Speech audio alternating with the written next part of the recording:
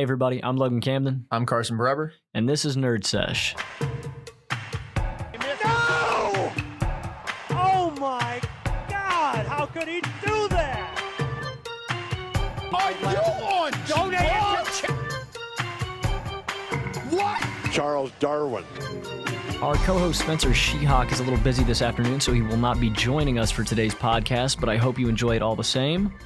All right, today we're going to be discussing some of the underrated scorers in NBA history. Now, obviously, we can't get every single guy, and this list is very subjective, but of course, let us know anyone that you think we left off, and we'll probably address some guys at the end. But Logan, why don't you kick us off? Who's your first guy? So my first guy, I don't know if you want to call him underrated. He was a 5-time All-Star, an MVP, a Hall of Famer. My first guy is Bob McAdoo.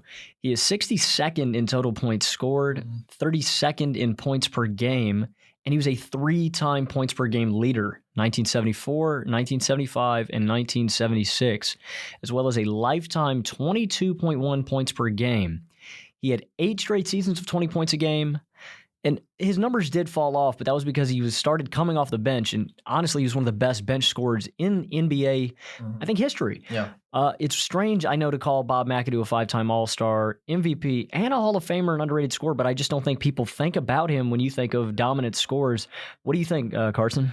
Yeah, I think that's true. If you look at the level of production that McAdoo had when he was really running that Buffalo Braves squad, he actually ended up with 2 rings later on in his career on those Lakers teams on which he was a bench contributor. But McAdoo really one of the original sort of quote-unquote stretch bigs. Now, for most of his career, the NBA didn't actually have the three-point line, but he was shooting jumpers out there from 20, 21 feet and had some of the best touch on his jump shot for that era for a guy of that size. And obviously a great rebounder all time as well, and really a phenomenal individual player who didn't see the team success as the guy. Very efficient shooter as well. His field goal percentages are very good. And as well as I'd like to mention, out of the gates, he was scoring 18 points a night as a rookie. Unless you have anything else about Bob McAdoo, I want to hear your first guy. All right, my first guy is Adrian Dantley. Now, Dantley was a 24.3 point per game guy for his career, which is actually 18th all time if you're looking at NBA and ABA combined stats, and happens to be the exact same number as Larry Bird. Shot 54% from the field for his career and 82% from the free throw line, was a 6-time All-Star, a 2-time scoring champ, and a 2-time All-NBA second team selection. Now, he averaged 30 plus points per game. Get this, for 4 straight seasons while in Utah, and was never under 26.6 points per game in any of his individual 7 seasons in Utah.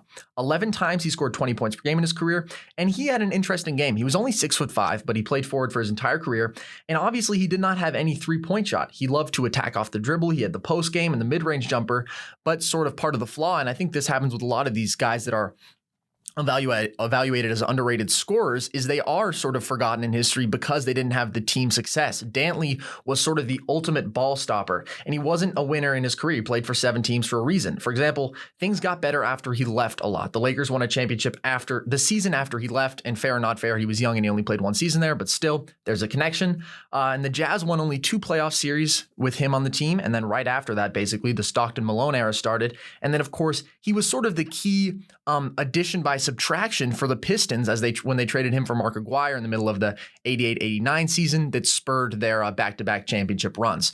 So Dantley, an incredible individual scorer, lots of moves in his bag, but did not necessarily lead to winning in his career. I'm looking at the numbers here, Carson, and a really efficient scorer from inside the three-point arc. Obviously, three-point shot not as big as it is today. Horrid three-point shooter, looks like by the numbers. Yeah. His field goal percentage, 54 lifetime field goal percentage. And it's really surprising looking at the numbers here. A 20-point per game season at the age of 32. That is unreal for a guy that old to be dropping buckets that efficiently. And for a guy who, again, looking at the numbers here, near overworked, 40 minutes a night for 3 seasons. That is, he's putting in work every single night. Yeah, so who's your next guy? My next guy is, again, I don't know if you'd call him underrated, but it's Bernard King. Bernard King is one of my favorite players of all time, just a walking bucket. 46th in total points scored lifetime and 28th in lifetime points per game. He was the 1985 season point per game leader. And, of course, how can you forget that 60-point game in 1985 against the Nets? And they lost. They lost. Bernard King, a lifetime 22.5 points per game scorer. And other than a stray season in Washington and that short time period he spent in Utah, a 20-point per game scorer in every season of his career. I'm not really counting that last season in New Jersey. Bernard King, also a 4-time All-Star and a 4-time All-NBA. I think it was first team. It could be second team. I don't know. Four-time All-NBA, as well as a Hall of Famer. I don't know if I can call Bernard King underrated, but I just think when you think of dominant scorers, maybe he comes to mind, maybe he doesn't, but I think he needs to be higher up in the conversation. Yeah, Bernard King, really one of the great individual scorers. And again, we see the correlation between team success and recognition with King, as he wasn't really much of a winner in his tenure with the Knicks, where he was most relevant. But one of the most memorable scorers, in part because of that 60-point game. And also, he averaged 33 points a game for a season in 84-85 with the Knicks. This is unfortunately a career that was affected, maybe not derailed or destroyed by injury, but nonetheless affected. Missed out on a few opportunities in his prime where he could have put together solid seasons. But still, at the age of 34, averaged over 28 points per game with the Washington Bullets. Truly one of the great all-time scorers. And again, on the same path, a consistent scorer as well as an efficient scorer. Yeah. We're going to get into some guys later on my list, at least, that were not efficient scorers. Bernard King, a very efficient scorer. Carson, let me know, who is your next guy? My next guy is Alex English. Now, Alex English put up 21.5 points per game for his career, which is the 39th best average of all time. And in total points, he is 21st in the NBA and ABA combined. Shot 51% from the field for his career and 83% from the free throw line. Was an 8-time All-Star, a 1-time scoring champ, and a 3-time All-NBA second-team member. In his 11 seasons with Denver, he averaged 25.9 points per game on 51% from the field, and he had 9 straight 25-point per game seasons, and he made the playoffs in 9 straight seasons. So unlike Dantley, he had a little bit more team success as the guy on a team, which sort of makes him stand out a little bit from some of the other scorers on this list. You look at the moves he had in his bag, his post spin was absolutely killer. He was actually a pretty athletic player, and he was sweet for mid-range, but one of the most consistently dominant scorers of all time, who oftentimes does not get mentioned in that conversation. Now I'm looking at the numbers here, and this 1988 to 1989 season is blowing me away. 35 years of age, and he's averaging 26.5 points. Yeah. That's unconscious. And doing it consistently from the age of 24 to 35, he's a monster. Yeah, genuinely one of the forgotten all-time greats. And I'm going to beat you to death with it today, but efficient, very efficient. His field goal percentages are great. And not really a big free throw guy here either. 3.5 a night is not a whole lot. So, I mean, he's getting points from all aspects of the game. Except, of course, the three-point shot. Another guy only I believe 6'6", maybe 6'7" forward, but did not shoot the three ball, and probably could have done it if it had been a different time and a different era, because he had the touch for mid-range, but he never put that into his game. So my next guy is David Thompson. He is 31st in points per game, lifetime 22.7 points per game, a Hall of Famer, a 5-time All-Star, a 2-time All-NBA player, and I don't know how you can forget it, the 4th best single game scoring performance ever, 73 points, lights out. You just don't do that if you're an average NBA player. Yeah. Not only a skywalking bucket, another efficient guy. I mean, his field goal numbers are amazing. Yeah. David Thompson, for me, was almost... I wondered if he was too great to be in this conversation, but I do think he definitely is underrated. He had as good a start to a career as almost anyone. In his first 4 seasons, he averaged 25.8 points per game, shot over 51% from the field, and he was really considered to be, if you listen to people from that era, the Jordan before Jordan. Because of that, they called him Skywalker. He had that ability, just a freak athlete. And unfortunately, he was part of that era in the 70s and early 80s in the NBA of a career that was affected seriously by drug use. You have guys like Michael Ray Richardson, Marvin Barnes, who was dominant for 2 seasons in the ABA and then a disaster in the NBA, or even Spencer Haywood. You know, Spencer Haywood was actually an ABA MVP in his career, and he put up the numbers, made it in the Hall of Fame, but a lot of people would say a lot of empty numbers, a squandered talent overall. David Thompson, we saw the incredible start, the incredible peak, and then the fall off in large part due to cocaine addiction. And I'm glad you mentioned that, because I was going to ask, NBA is not my main expertise. I'm well versed, but I wanted to ask, I looked at the numbers and just a utter fall off, 11-point drop, as well as a 14-minute drop. And I'm glad you mentioned why, because I was going to ask. Yeah, it's a short career that should not have been short. One of the most dominant scorers and phenomenal athletes that the NBA has ever seen. Would have been beautiful to see a 15-year career out of him and maybe see, some more playoff success. But and actually those Denver teams were mostly good, but wasn't able to quite make the splash in the postseason or have the duration you would have liked to see from such a phenomenal talent. And so who do you got for me, Carson? So this is going to be, weirdly enough, our 3rd straight Denver Nugget. I'm going with Dan Issel now. Dan Issel averaged 22.6 points per game for his career. That's both in the ABA with the Kentucky Colonels and in the NBA with the Nuggets. He's 11th all-time in scoring if you're looking at ABA and NBA numbers combined. And that is legitimate. That is in the upper tier of all-time scorers.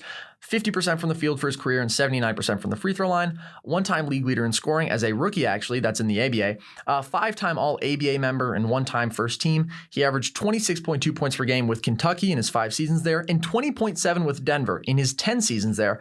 A guy who had excellent touch out of the post and inside and could shoot a little bit from the outside. But I think that he's one of the most stunning examples of a guy who had just all-time level production and is not ever mentioned in that conversation.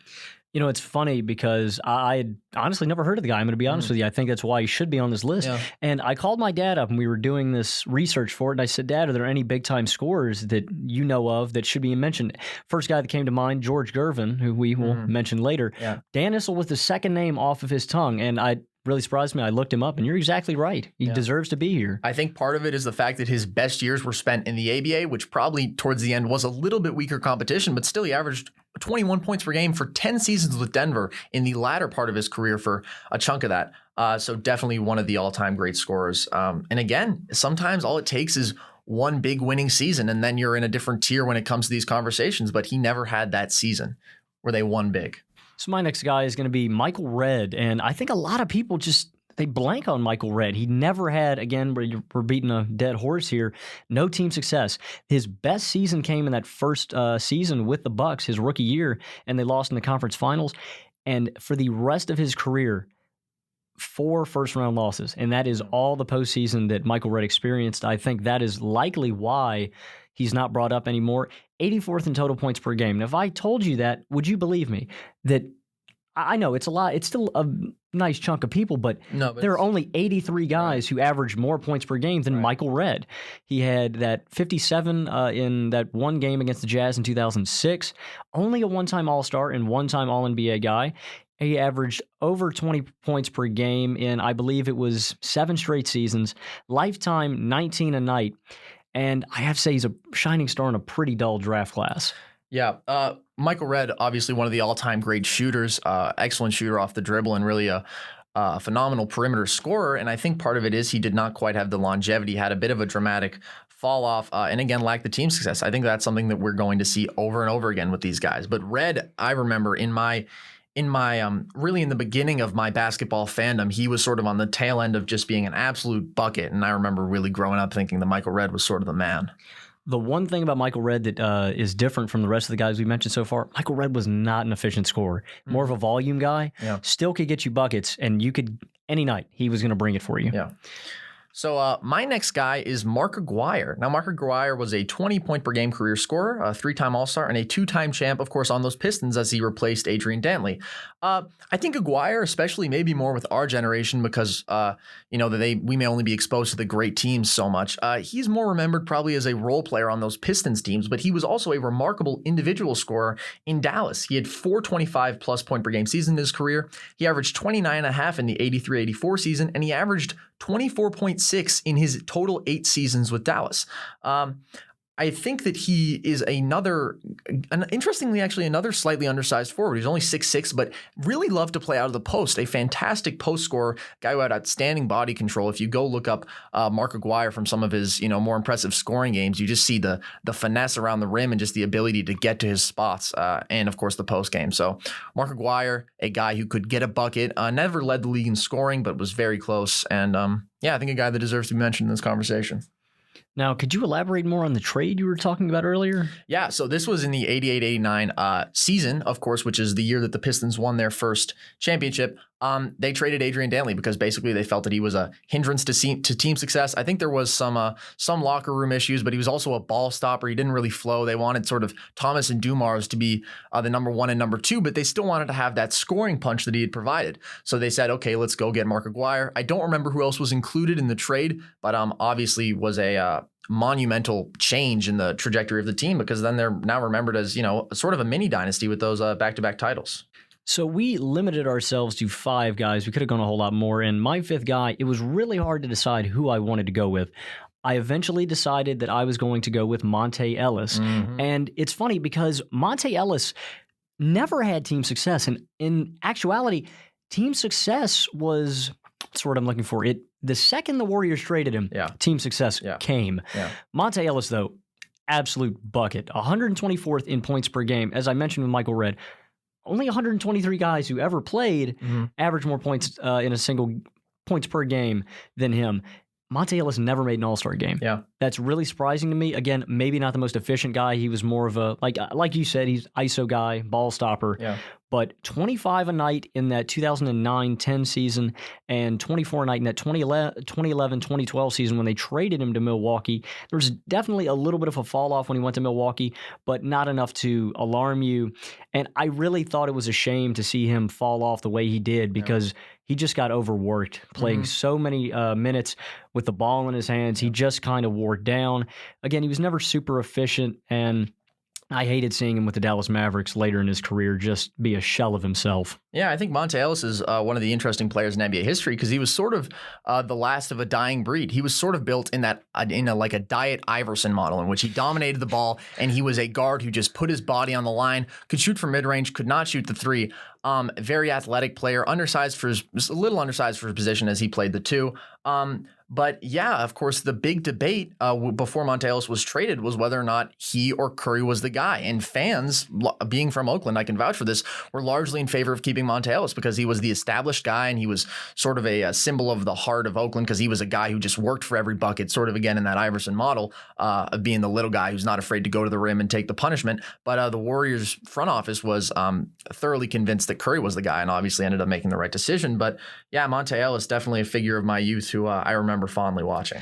Can I please say that was a very good analogy? I really like it. Diet Iverson. I really like that. I'm gonna start using that and act like I came up with it. So who's your final guy, Carson? So my final guy on the official list is Kiki Vandeweghe. So Kiki Vandeweghe is sort of the ultimate, if you're talking about just a scorer guy. He was basically abysmal at every other phase of basketball, an all-time terrible defender, only averaged 3.4 rebounds per game for his career as a 6'8", a 3/4, and 2.1 assists per game. But he could score some buckets, averaged 19.7 points per game for his career on 52.5% from the field, 37% from three, really a great shooting big. He wasn't necessarily a big for all of his career, but he had the height to be one, and 87% from the free throw line.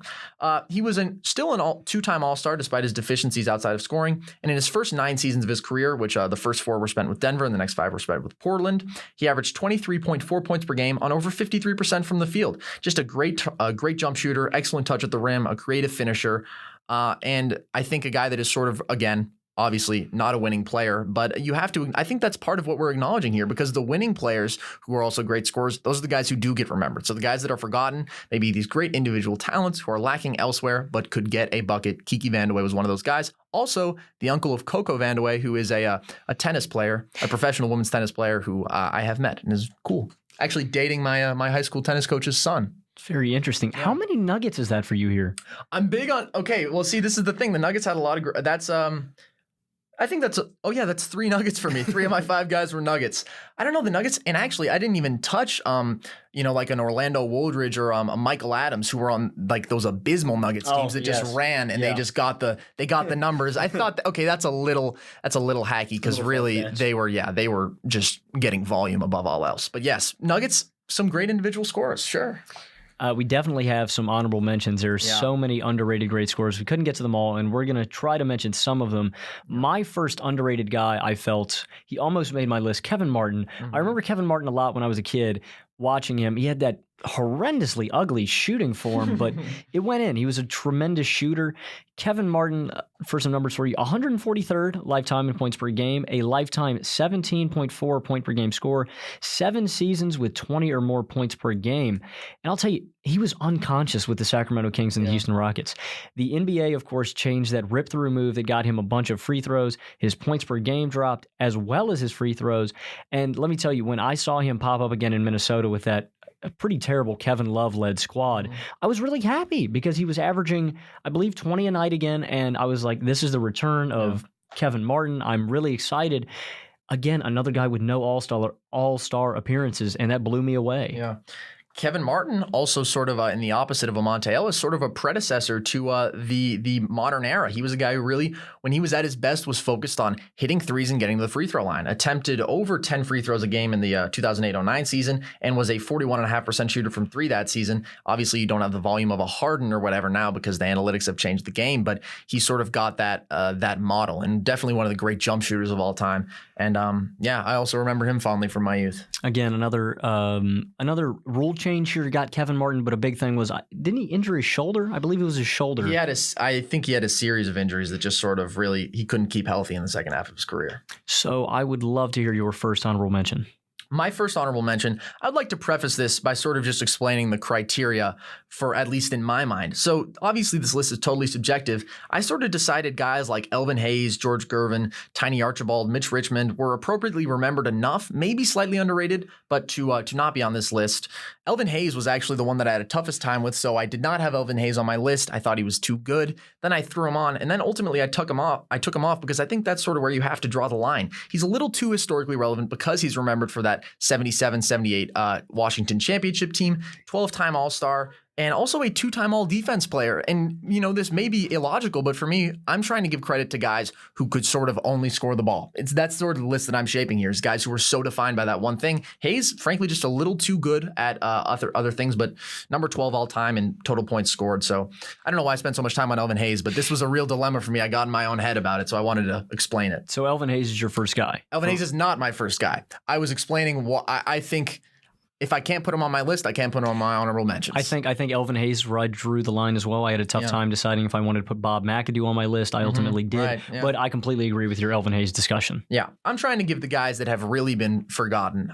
So Glenn Robinson is actually my first guy. Averaged 20.7 points per game for his career, which is 50th all time. 2-time All-Star, 46% shooter from the field, and 34% from three, and 82% from the free throw line. He averaged 20 or more points per game in 8 of his 11 NBA seasons. Obviously, most of those with the Milwaukee Bucks.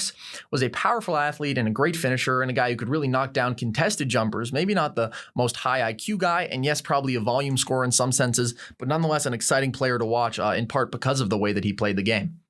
I got none. That was pretty good. You ran him down pretty well. There's nothing more I can really add to that. My next honorable mention is going to be Brandon Roy.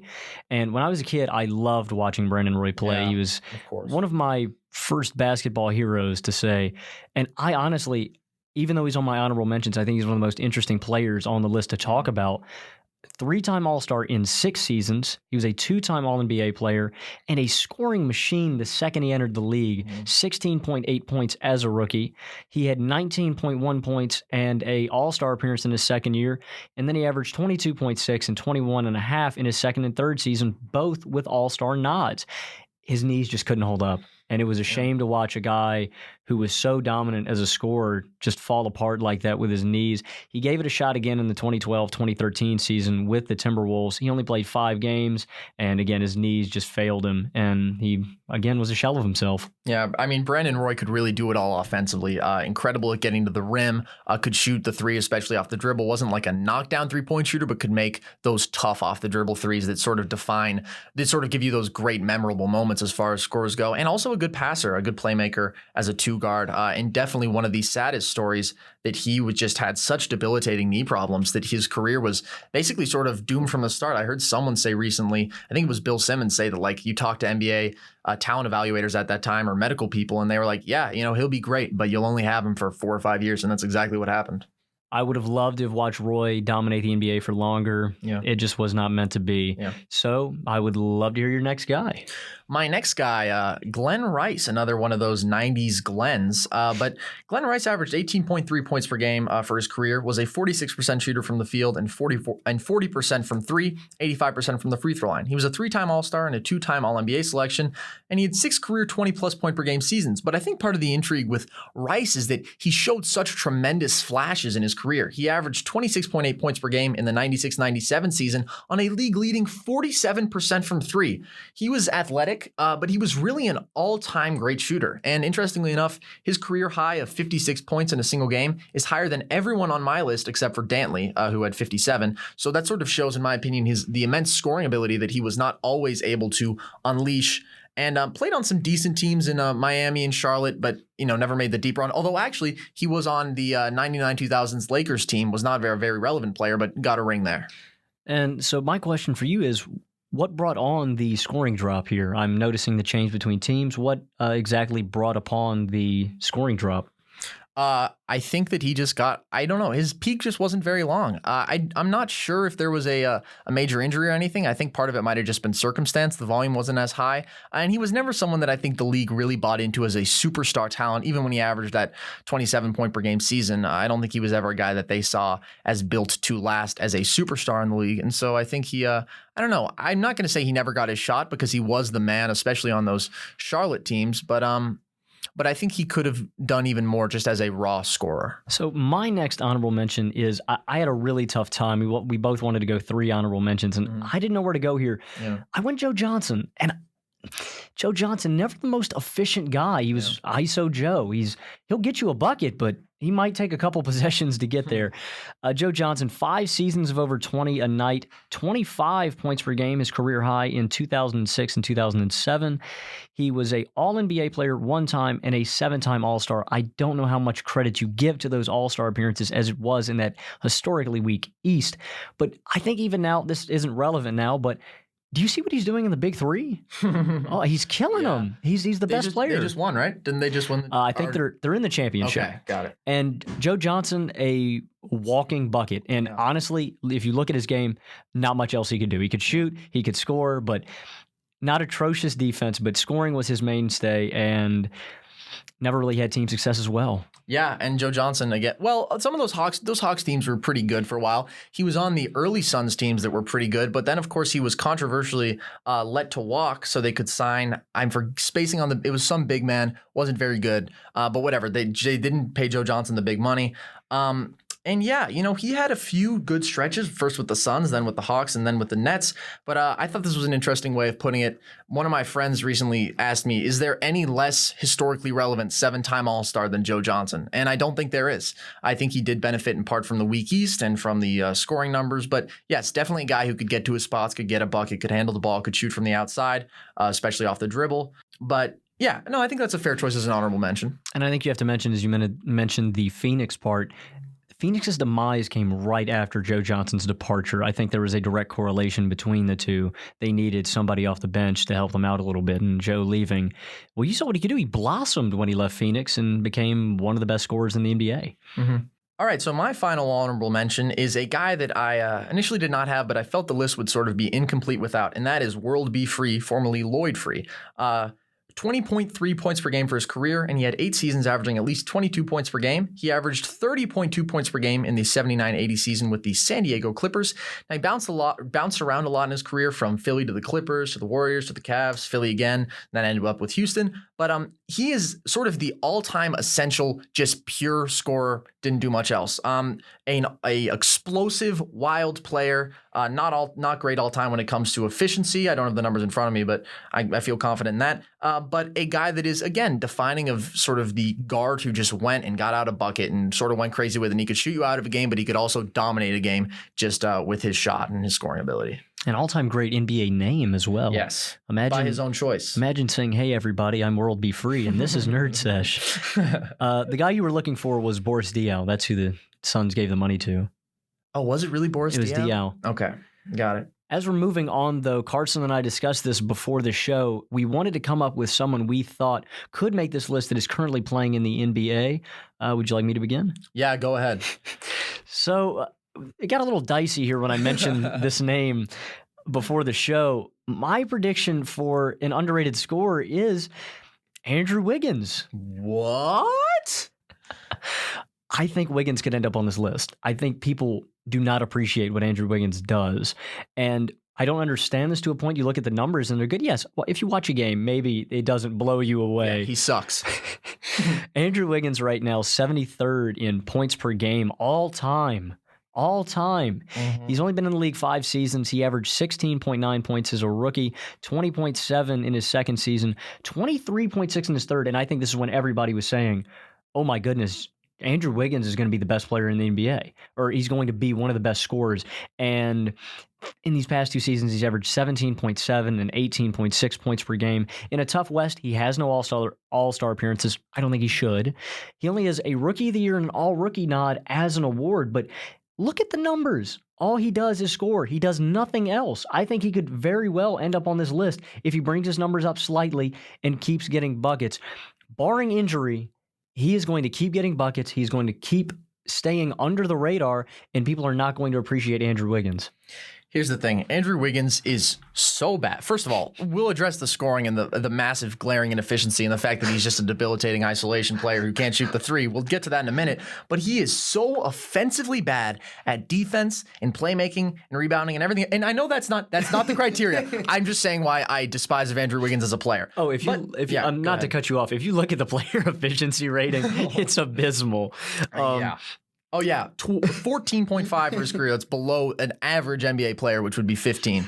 He's not effective from three. He's not effective from the free throw line. Yeah. But I'll tell you what, he gets his points. Yeah, so Wiggins obviously was tremendously hyped up coming into the draft, was the number 1 all-time selection. The number 1 draft selection. Kobe compared Wiggins to himself and whatnot.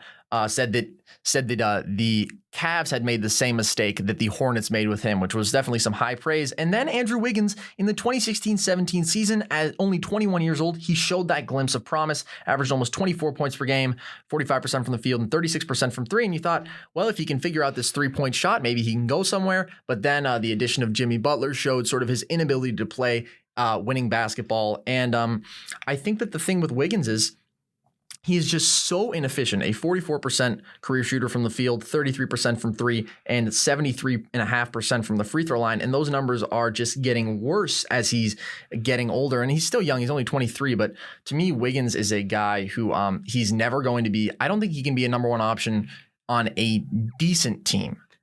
So are you saying that Andrew Wiggins cannot win? Will he never win? Oh, absolutely not. Andrew Wiggins is one of the least conducive to winning players in the NBA. I think that he has to be gone if the Timberwolves are going to try to really build successfully around Karl Anthony Towns. And unfortunately, they signed him to that abysmal extension 2 years ago when it made a little more sense. But he's going to be around, I think it's for 3, maybe 4 more years. They got him on a max deal. Now, before I get to your prediction, I'd like to ask, how do you move Andrew Wiggins?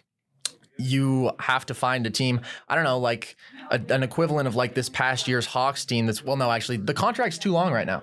I think the contract's too long to move, and I think that's, I don't know, they're going to have to either ride it out with him for a little bit or figure something else out. What's similar to a John Wall situation? It is. I don't think it's quite as bad as John Wall, because John Wall is making like $40 million a year and literally can't play right now and is on the serious decline in his career. Might never be the same, but it is in that realm. It is one of the worst NBA contracts that will be extremely difficult to move. Okay, on to your prediction. Yeah, so my guy is someone who's actually good. That's LaMarcus Aldridge. LaMarcus Aldridge is one of my favorite NBA players to watch just because he has such beautiful touch from mid-range, and I think he might be the best high post scorer in the NBA just because he has such great touch from there. Career averages of 19.6 points per game, shooting 49% from the field and 81% from the free throw line, a 7-time All-Star and a 5-time All-NBA selection. That's 2 times on the second team and 3 times on the third team. He's averaged 20 or more points per game 7 times in his career and has made the playoffs 9 times. He was obviously successful team-wise in Portland and has been in San Antonio, just hasn't, again, had that long extended run. He's had consistent team and individual success, just, maybe not quite at that high enough level where he's going to be remembered. And I think that that's why he's a candidate to sort of slip through the cracks. But almost no one has been more consistently effective as a scorer for this long in the league. I completely agree. LaMarcus has been his efficiency is unreal. Mm-hmm. One of the most efficient NBA players, I think, possibly of all time. Yeah.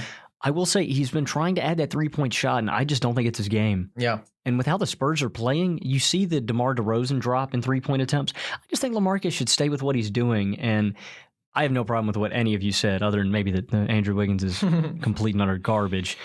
But I completely agree with the LaMarcus Aldridge aspects. He's amazingly efficient. He is still balling. How old is Aldridge now? I believe he's 32, I want to say. He's 34 into this season. Yeah, he's going to be 34 this season. Okay, so he's 33 right now, though. Okay, yeah.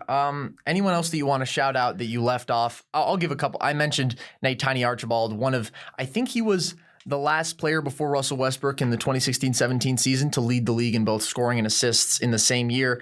He averaged 34 a game one year. I know that. And so definitely, but also I think that he's sort of a name that gets remembered a good amount. So I didn't feel like we had to give him credit. There are guys. Anyone else for you? I think I mentioned most of the people I wanted to, but of course, there's going to be more that we forgot. Yeah. But I think we nailed a lot of them on the head. Yeah. And there's a large pool to choose from here, but I do agree. I think that we got a lot of guys that have been sort of forgotten, have slipped through the cracks in the history books. I think that about does it for today. I have been Logan Camden. I've been Carson Breber. And this has been Nerd Sesh. Don't forget to follow us on Twitter and Instagram @NerdSesh.